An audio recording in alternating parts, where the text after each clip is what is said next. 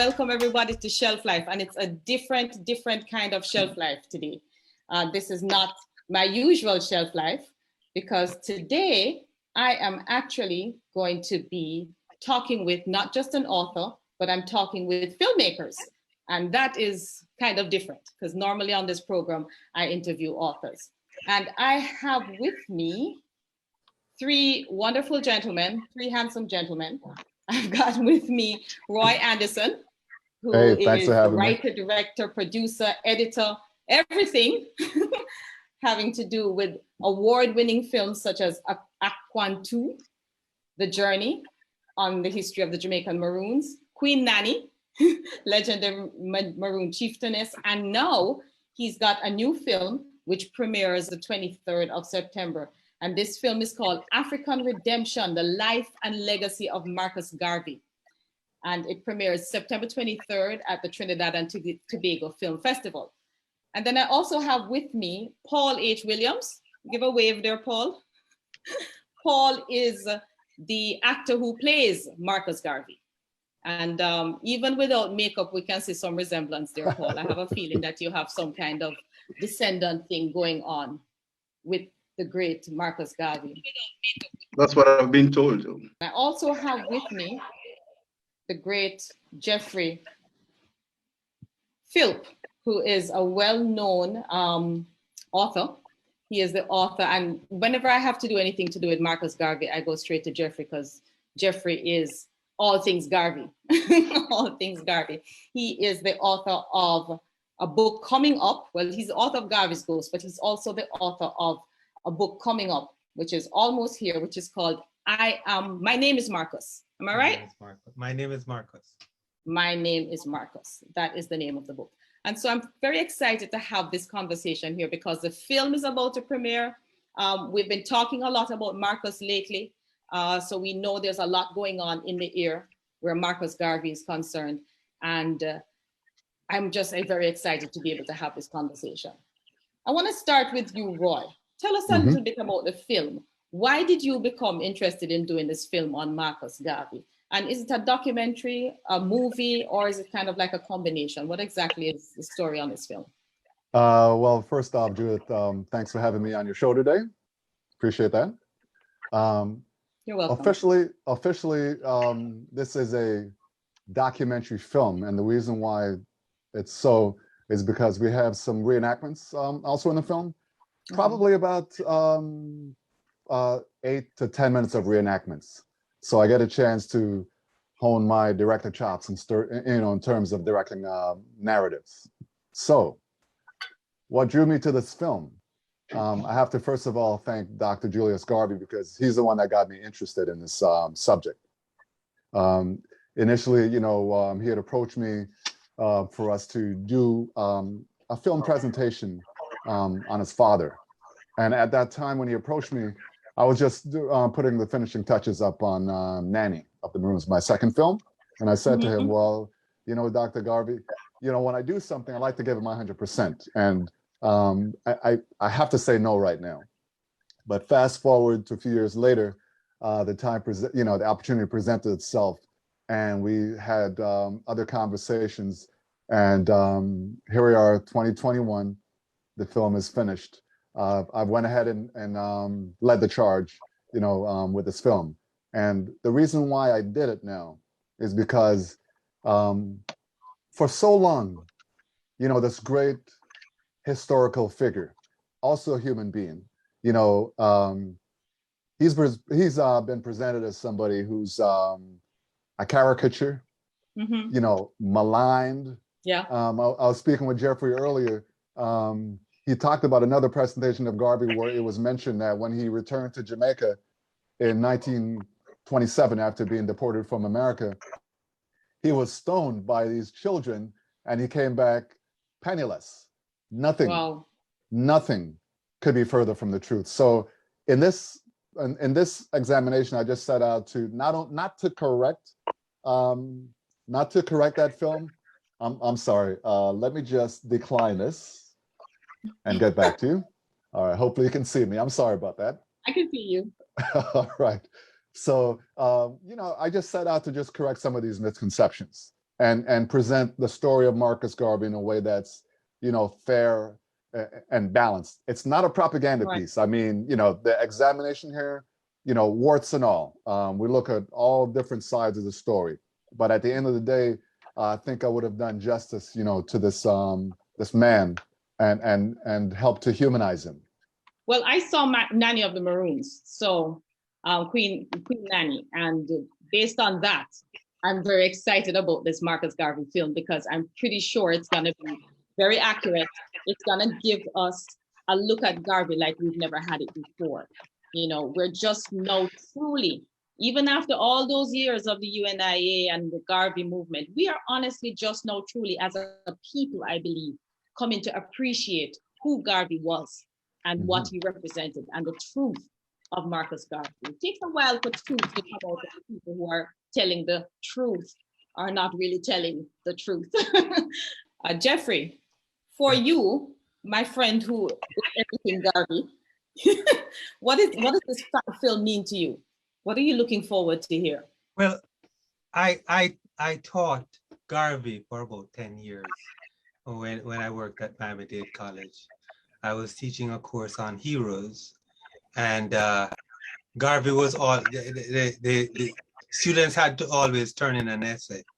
I also taught it in conjunction with Joseph Campbell's The Hero of the Myth, or the heroic archetype.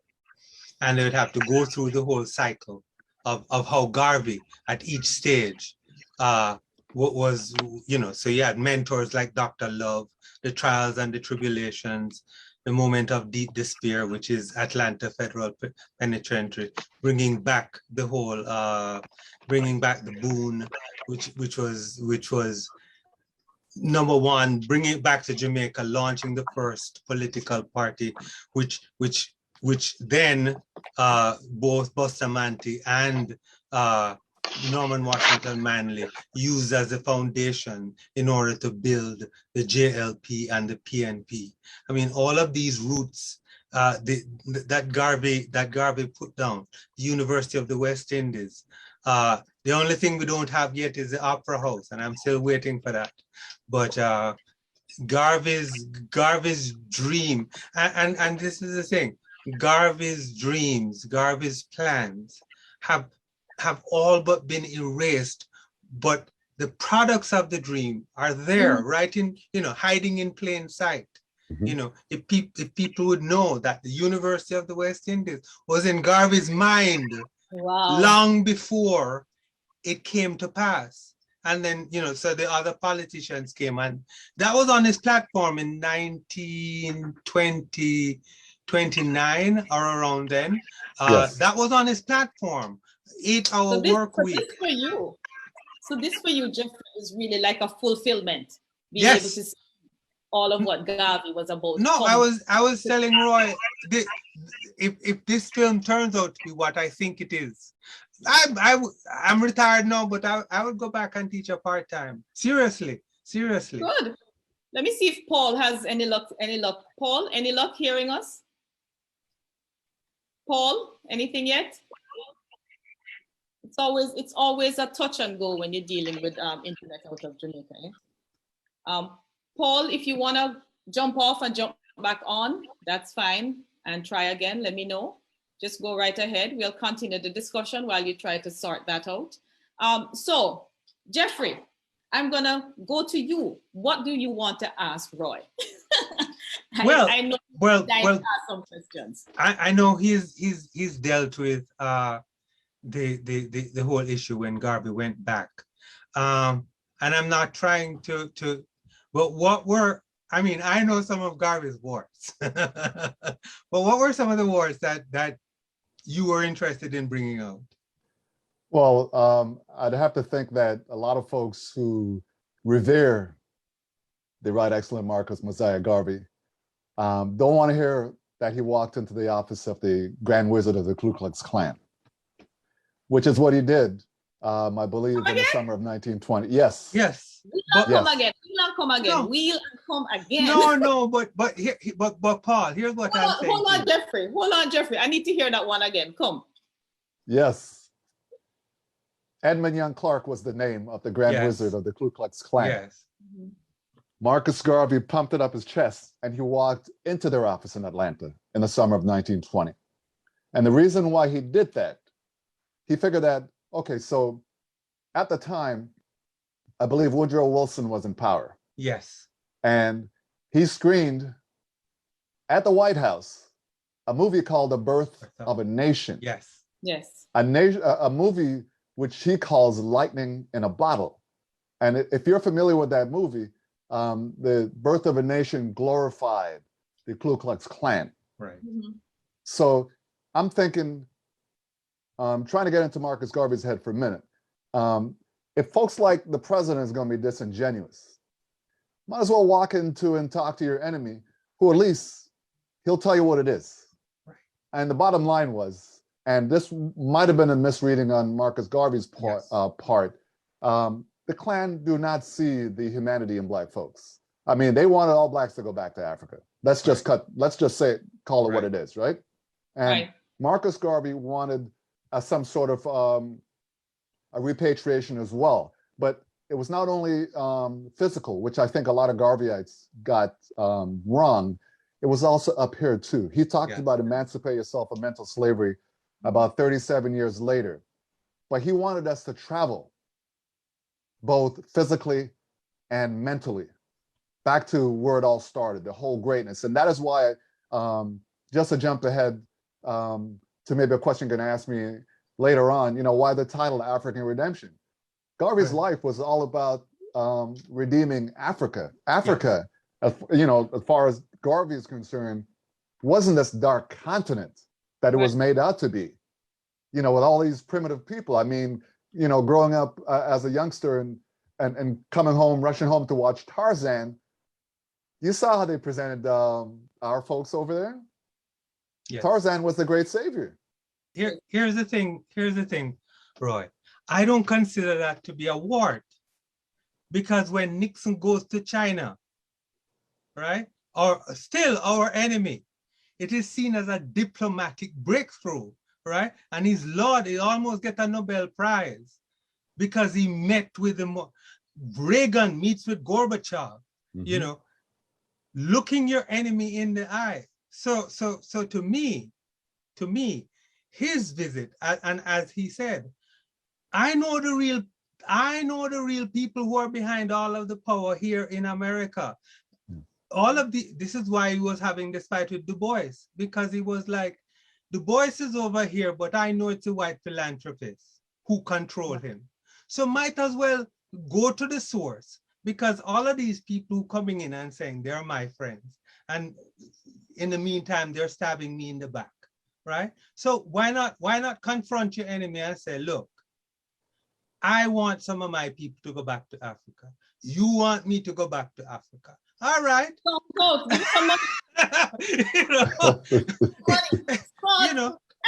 I mean, even right now, Joe Biden is talking with President Xi. Yes. So what I'm saying, my word for Garvey is I would beat up people. Well, I think some people may consider it a wart. Okay. Right? Okay. Okay. Yeah. Okay. Well, Garvey just thumped down people. Looks like Paul is back. Yeah, nice. There you go. Now we've got Paul. All right, so Paul is the lead actor in the film, right? And we're talking about the film African Redemption, the life and legacy of Marcus Mosiah Garvey. It doesn't have his whole name in the title, but I like to call him by his whole name. Just in case you're not sure which Marcus Garvey we're talking about, we're talking about the Right Honorable Excellent. And I don't use those terms, can I tell you? I'm not big on those terms, but I believe this is a man who has earned those terms and should be given those terms, Mosiah Garvey. And Paul plays Garvey. And Paul, earlier on, before your everything went frozen, I was saying that, I can see you as Garvey. You kind of even look like Garvey, like you have some kind of descendancy thing going on with the Garvey.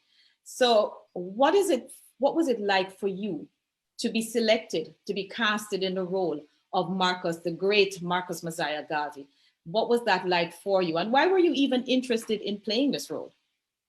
Actually, I wasn't ever interested in playing Marcus Garvey. Who would want to be? Garvey is larger than life. Yes. So to reprise the role of Garvey for anybody is like stepping into the shoes of a giant of a man. So I actually had absolutely no interest Wow. in playing Garvey. The person who prodded me, who in Jamaican term, juked me in on my side, you know, torment and and make my life a miserable hell because I refused to take on the role is my director, Roy T. Anderson. Roy T. Anderson is instrumental in getting me to play that particular role. So for me, at first, I was really, and I'm being honest, and Roy knows that, I was really nonchalant about it. I'm not an actor in the true sense of the word. I'm a dramatic and comedic person, if I may say so. Yeah, I think I am, and I think my people around me know that. But I have never been on stage, you know, in that sort of way, in this grand documentary where I'm going to be the lead. And the lead is not just any arbitrary, any ordinary man, it's Marcus Garvey. So I was like, Roy must be mad, Roy must be crazy, I'm not into it. So after many conversations with myself, with my ancestors and others who thought I should have been, I finally gave in. And one of the persons who really gave me the instruction, not directly, was Garvey's son himself, Julius. Julius, okay. Beside Julius, and another person, and he looked at the person and said, "That's my father." And I was like, if Julius Garvey is looking at me saying that I am his father, then why not play the role? Another person, and she's also one of the talking heads in the documentary, the late Miriam Smart. When we approached her for the interview, she said, "Look at Mr. Garvey." I'm telling you. Oh, so they were now tormenting me, telling me that you are Garvey, you have to be Garvey.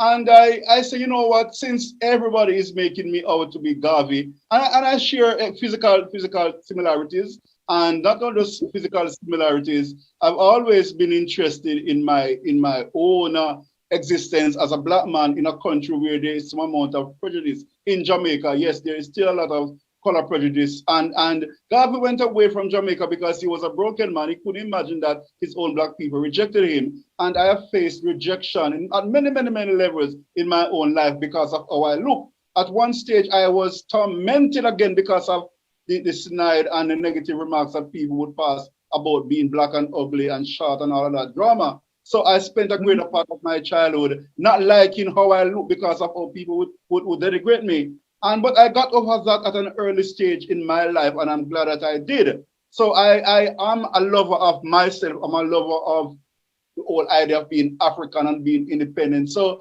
Garvey's messages did not resonate with me up to about grade 10. But after grade 10 in high school, I started to listen to Garvey. I'm not a Garveyite, if I may say so, but I am aware of what he was doing and what he has said and what went on. So for me, being a black man with similarities, you know, I said, why not? Why not give it a try? And I do have acting skills. I acted in high school, and I know how to turn on the thrill when I can and when I want to. You know, and we are Jamaicans. We have that sort of thing, you know. Yeah, I think we all actually very naturally can act. We're a very dramatic bunch of people. Sometimes over the top. But for me, no, I wasn't into being a star. And that's one of the main reasons I like to go along the way undisturbed. I want to walk through halfway tree eating a patty and nobody said, Jesus Christ. You know what?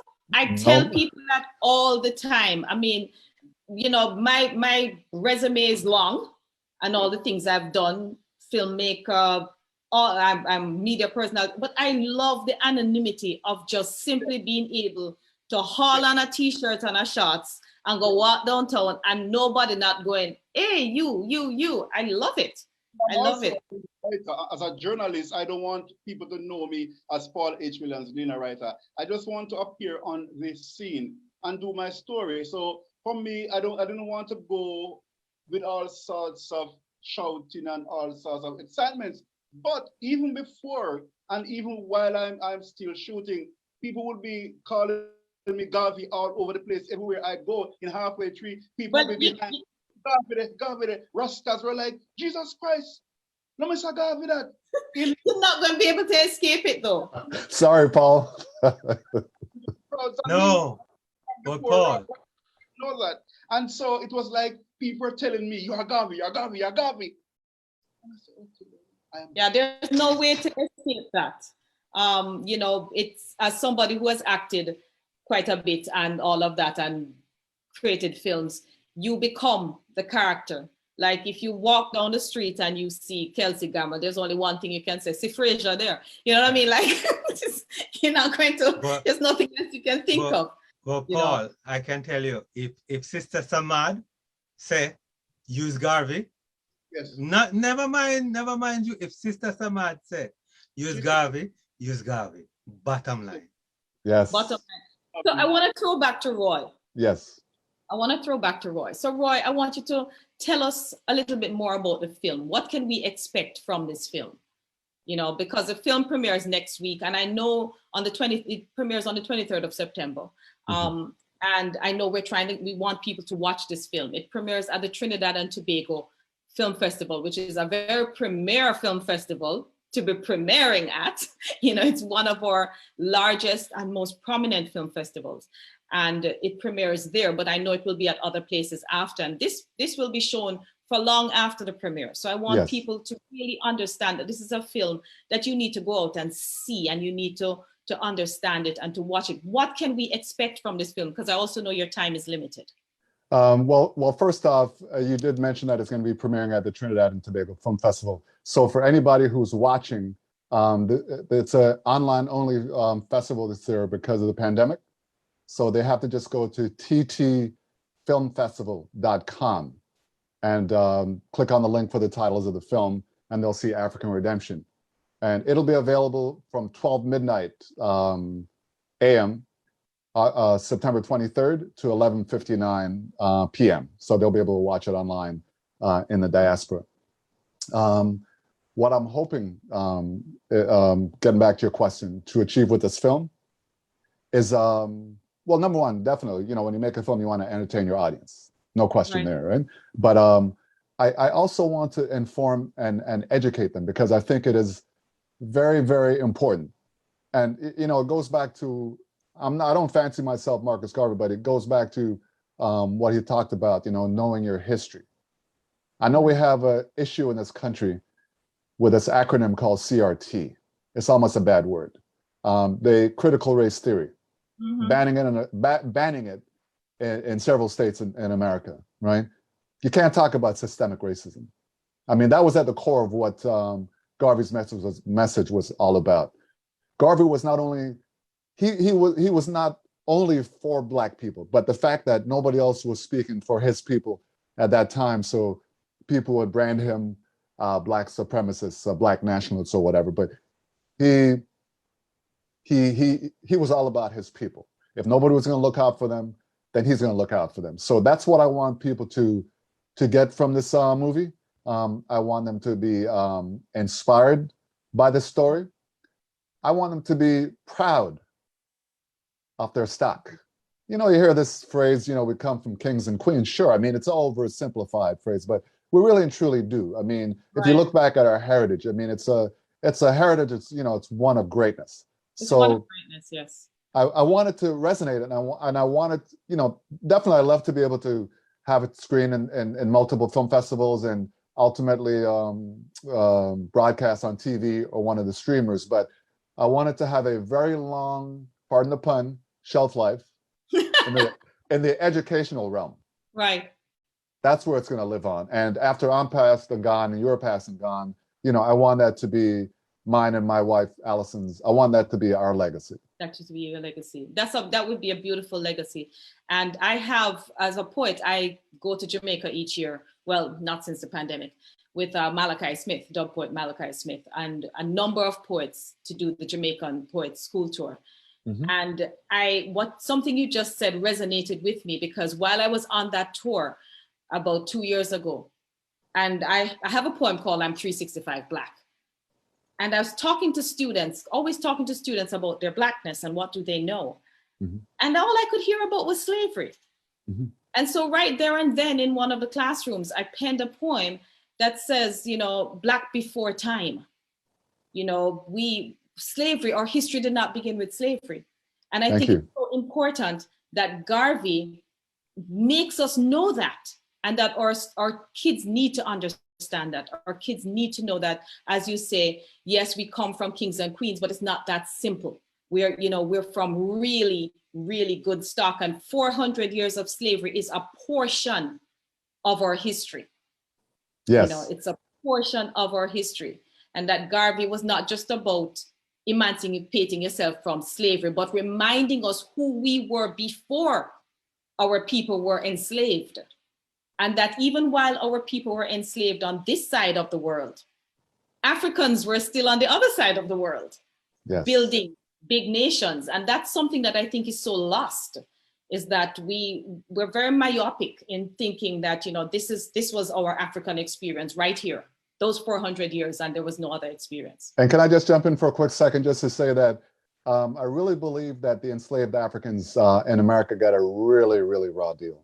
Oh, yeah. I mean, this thing was just beaten out of them. I mean, who they were, where they came from, they were, I mean, if they tried to do some reading or on their history, they would suffer great consequences. But up stepped this man to the grand stage in 1916 to say Black is beautiful before its time. He talked about the new Negro, right?